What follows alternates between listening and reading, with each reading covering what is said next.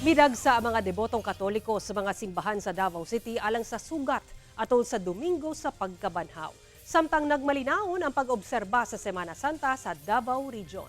Ano yung report ni John D. Esteban?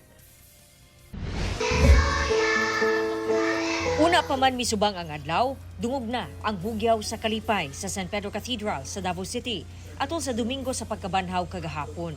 Midagsa ang mga deboto sa tradisyonal nga sugat aron saksihan ang pagtagbo sa nagsubo nga Birheng Maria ug sa nabanhaw niyang anak nga si Hesukristo. Gitangtang sa bata nga nagmalaanghel ang itom nga belo ni Maria.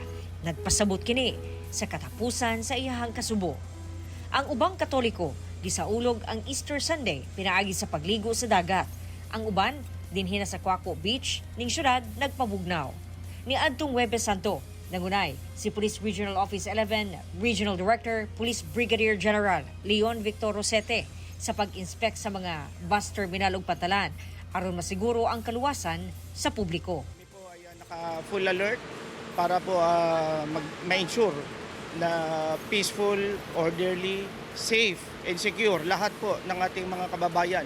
Samtang nahimong generally peaceful ang pag-obserba sa Semana Santa sa Davao Region, sumala sa Police Regional Office 11.